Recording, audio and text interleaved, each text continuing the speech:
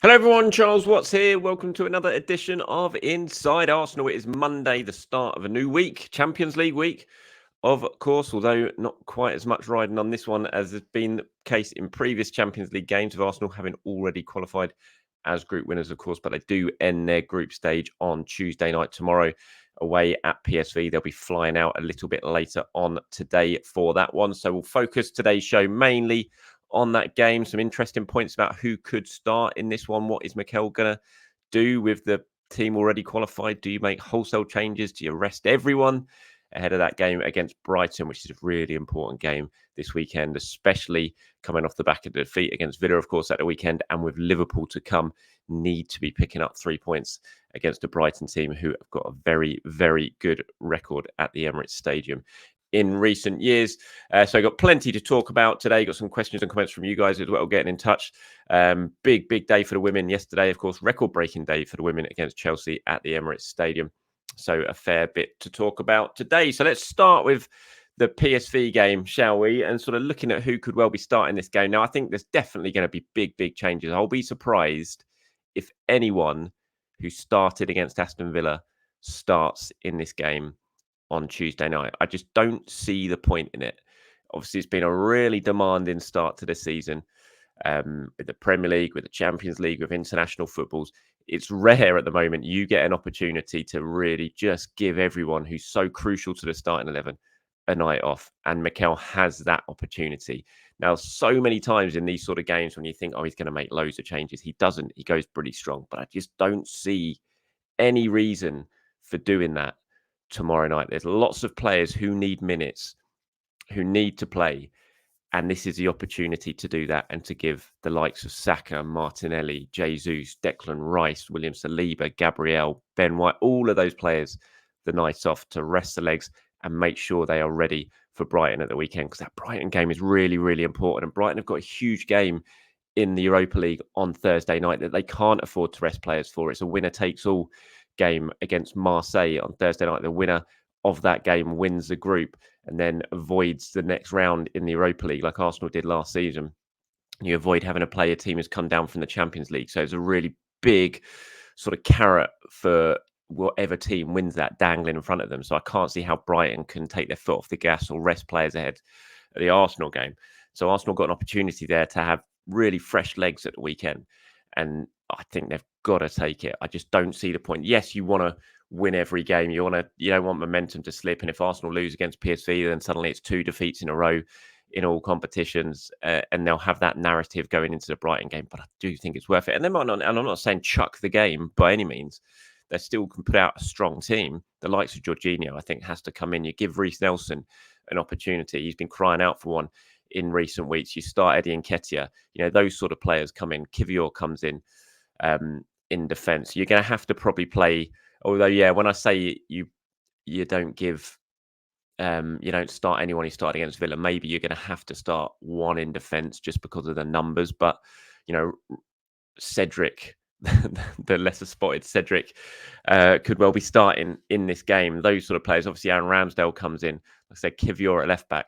There's lots of opportunities. Some really talented young players as well who could get a chance, who've been in and around it, who've been training a lot with the first team, but haven't really been given an opportunity in terms of an actual match yet. They could come in for this game. So I just don't see the point in risking it, as I said. And when I talk about some of the youngsters, obviously, Nwaneri scored 5 goals in the weekend in the FA Youth Cup in the second half. 5 goals in 45 minutes. He's absolutely flying. Of course, made his debut in the Premier League against Brentford last season. We haven't seen him since then. Surely this is a perfect opportunity to give Ethan some game time, whether it be from the start, probably not, but certainly coming off the bench. Reuell Walters there, needs to play. I think he's been in and around it for a long time. Simon Collins over at the Evening Standard has written a story today saying Arsenal in contract talks with Walters. He's out of contract at the end of this season. There's interested clubs from the Premier League and abroad sort of monitoring the situation. He's a really talented player. He's highly rated at the club.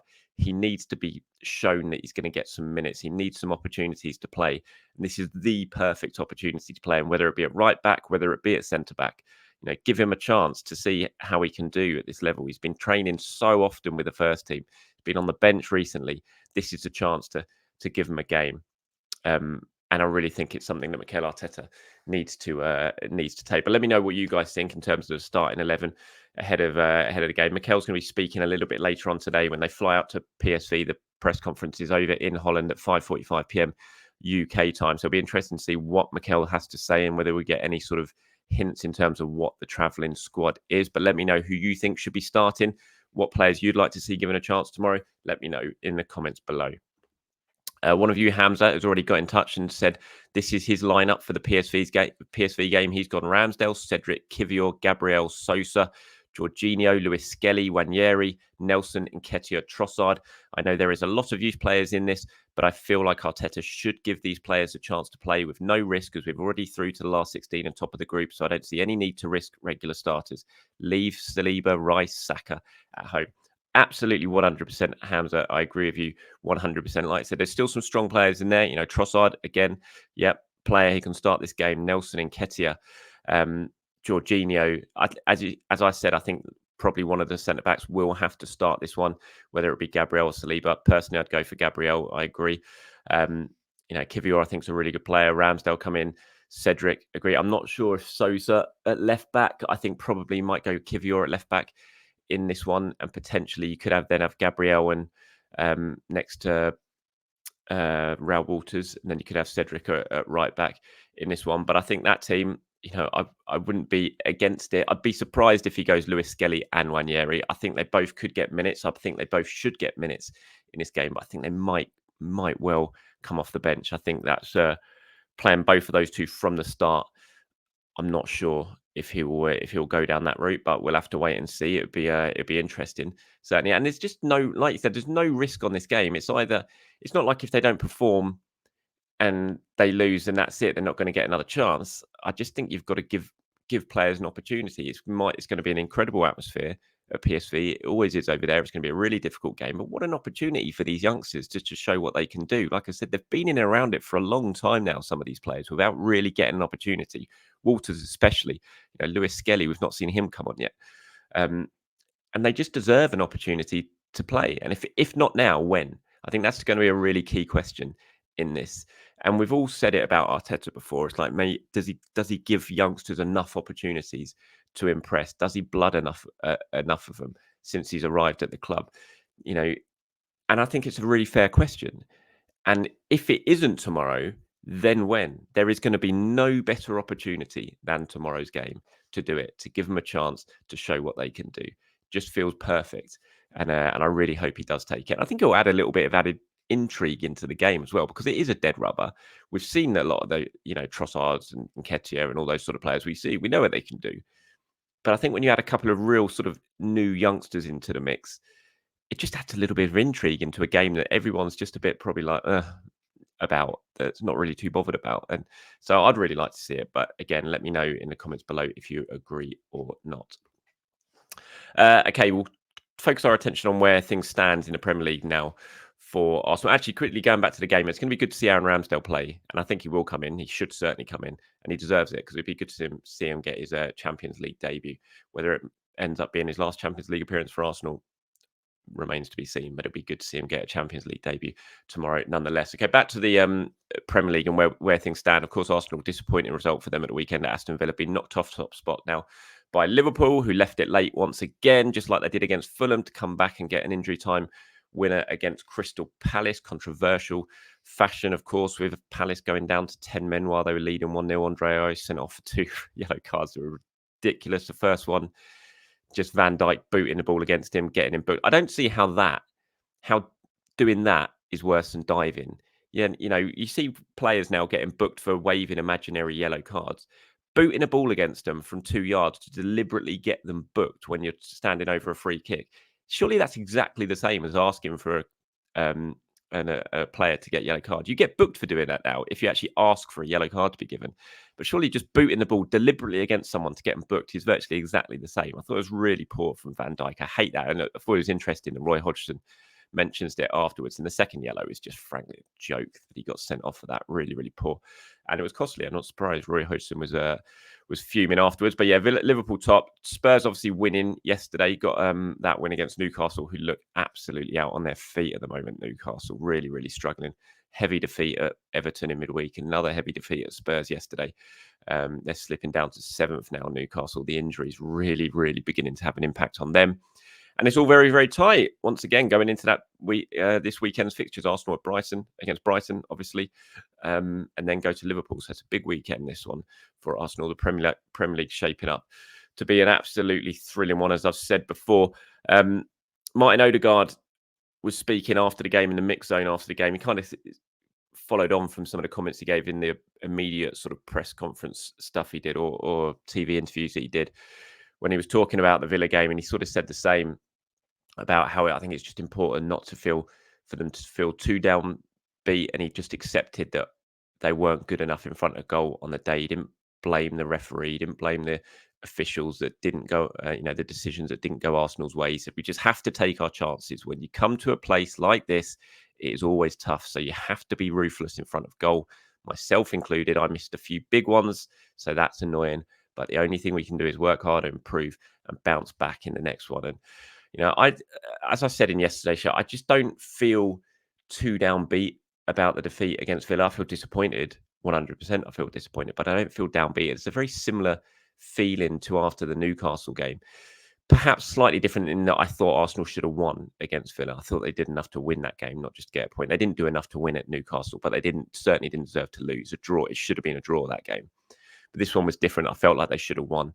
That if they'd have been more switched on in the final third, if the attackers had played better, if Odegaard, Jesus, Saka and Martinelli had been anywhere near their proper level, they win that game. There were so many opportunities to win that game that they didn't take, not just with the finishing, but as I said yesterday, the positions they got themselves on the pitch that they didn't take advantage of, having turned the ball over, won it back high up the pitch from Villa and having sort of 3-on-2 or 4-on-3 situations and not even getting a shot away.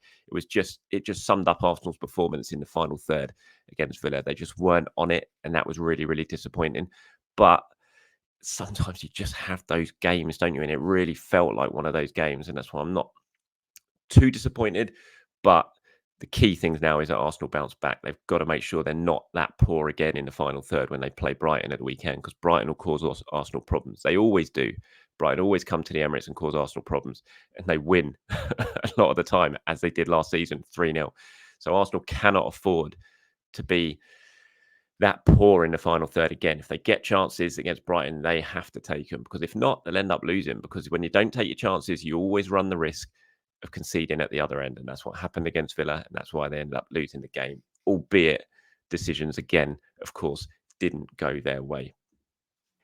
Before getting to come to your questions and comments, just wanted to touch on the women's game yesterday. Huge game against Chelsea, of course, in the WSL.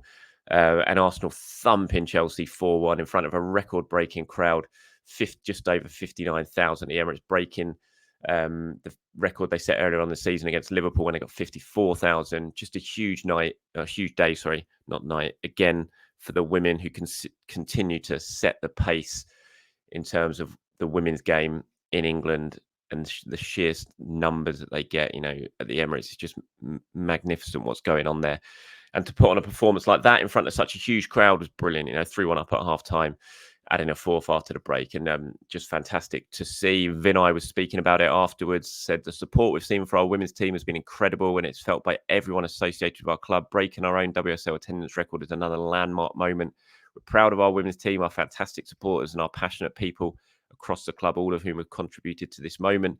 The hard work that got us here will continue as we remain focused on nurturing the connection with our supporters. It's been encouraging to see the attendance and broadcast figures grow this season across the WSL. We want to ensure that we drive this level of support consistently, season after season, as we continue to accelerate the sustainable growth of the women's game. Arsenal is just doing so much for the women's game, which continues to grow in England, and it's fantastic to see. And it was really, really special, and it's a huge win as well. After the poor start to the season that Arsenal had under Jonas Eideveld this season, both in Champions League and domestically, with that disappointing defeat on the opening day, which kind of left them immediately chasing to have found the form that they have formed now, and to claw the gap back on Chelsea and then to beat them last night. It was just a really, really excellent day for everyone involved. So well done to the women. Okay, on to a couple of questions now before we round things off. One from Devi Code 8945 says, Charles, I'm a regular listener in Canada. What do you think of Santiago Gimenez at finals? Is it Gimenez or Jimenez? He's a finisher per excellence. He will be a great addition to our under fire attack. I learned he could be available for 40 million. Yeah, I'm not sure about the price tag when it comes to Jimenez. He's obviously having a fantastic season over in Holland, and he's done it in the Champions League this season as well. He scored goals in the Champions League, which is always a very good marker in terms of what you can do. I'm always a little bit suspect. I don't know why. I think it's because a couple of English clubs have been burnt about bringing in strikers from Holland who've been so prolific over there and then struggled over here. I think of Matthias Kesman, of course, from Chelsea. But then there have been examples where they work very well. Ruud van Nistelrooy. I mean, you can't get much better than that coming over from Holland and continuing to score that sort of goal, those sort of amount of goals as he did at Manchester United. So, look, he looks like a really good player. I'm not an expert in him by any means. I can't sit here and pretend that I am. I've just seen clips of him. I've seen him in the Champions League. I've seen the goals he scored for Feyenoord over in Holland as well. And he does look like he's got an awful lot about him. There's going to be lots of interest in him, when there always will be when you're a striker and you're scoring the amount of goals that he is scoring, and you're doing it in the Champions League as well. I'm sure he will get a very big move very, very soon. Whether it's to Arsenal, who knows? We'll have to wait and see. Arsenal are certainly going to be in the market for the striker, whether it not be this window, certainly in the summer. And it remains to be seen if it's him. I've not heard that Arsenal are specifically looking at him. I'm sure they are. I'm sure everyone is. And when I say I'm sure they are, it's just because you wouldn't you? If you're a big club and you're looking for a striker like Arsenal are, you'd be looking around at who's scoring goals, and he is one of them. So I'm sure Edu and the data team and the analysts have sat down and have run the rule over him like they would have done all the strikers. And we'll just have to wait and see when they do decide to push the button and go for this striker. We've seen Tony linked, we've seen Osimhen linked, players like that. It's going to be really interesting to see who they eventually go for, and we'll have to wait and see if it is Santiago Jimenez or not. But yeah, he looks really good, Debbie Code. He does look really good. He looks like a really exciting talent, and it'll be intriguing to see where he ends up. KB is on. I think that's what you're getting out with your name there. It says, Charles, with Gary Lineker now expressing his disapproval at VAR, if it was ditched, don't you think we'll just have VAR type scrutiny on TV after each game, and it will cause equal controversy and annoyance when on-field decisions are wrong? Yeah, probably. Look, VAR isn't going anywhere at all, so it's not going to get ditched first and foremost. It's here to stay. I'd be stunned if it ever got taken away. You just very, very rarely do you get something brought into the game, especially like that, with the amount of money that's put into it, and then suddenly it gets withdrawn. It is here to stay, like it or lump it. And I would ditch it in an instant. I absolutely would. And like Gary Lineker, I was someone who thought this could be good for the game, and I sort of called for it to be introduced. But now it's here. What it's being used for, how it's being used, what it's like in stadiums for fans, I just think it's awful, and I would absolutely ditch it. But it's not going to go anywhere. And I think it probably would lead to more controversy and annoyance. The one thing is that you can almost, although there's obviously controversy and annoyance when a referee gets a decision wrong, before VAR, when they used to get decisions wrong, when offsides were missed and replay showed that, yes, there was annoyance. But it was always tempered a little bit by the fact it was human error done in real time, and you could kind of accept it. As annoying as it was, most of them you could kind of accept because the speed of the game, and it is just someone on the pitch making a decision that at the time they thought was right. What really makes it even worse under VAR, though, is when they're having 30 cameras or whatever it is, and they're all sat in a studio in the warm, watching them over and over again on replays, and they're still getting decisions wrong. And that's what frustrates so much when it comes to VAR, that it makes it feel worse. It makes it feel more annoying when they get it wrong, because they've got so many opportunities to make sure they get it right, and yet they're still mucking it up. Whereas if it was just on-field decisions at real time being given in that very moment, even if it's wrong, you can kind of understand why it's wrong and be not quite so frustrated of it. But it is what it is, and it's not going to go anywhere. It is here to stay. And hopefully they can just start to use it a lot better than they are right now. Interesting, yesterday, Pep Guardiola, if you saw it, celebrating Manchester City's win against Luton outside of his technical area. Looked like he was goading the Luton manager in the celebration as well. Did he get a yellow card? Of course he didn't. Of course he didn't. Nothing more to say about that. Again, one thing for Mikel Arteta, one thing for everyone else. But anyway, Thank you very much for watching or listening to today's show. Appreciate your time. As always, I'll be back tomorrow as we gear up to the match against PSV. So until then, everyone have a very good Monday. I'll speak to you all soon.